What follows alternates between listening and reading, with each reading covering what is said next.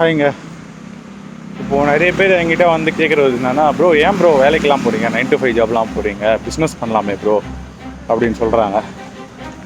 இப்போ இந்த ஜென்ரேஷனில் என்ன ஆச்சுன்னா, நிறைய பேர் பிஸ்னஸ் பண்ணுறது அவ்வளோ ஈஸின்னு நினச்சி நம்ம இன்ஸ்டாகிராமில் இருந்து பார்த்து தெரிஞ்சுக்கிட்டாங்க மீன்ஸ் அவங்க சொல்கிற வே வச்சு, ஓ இதுதான் நான் பிஸ்னஸ், அப்போ ஈஸியாக பண்ணிடலாம், அப்போ நம்ம காலேஜ் முடிச்சோன்னே பிஸ்னஸ் ஸ்டார்ட் பண்ணிடலாம். பட் ஆக்சுவலாக நாட்.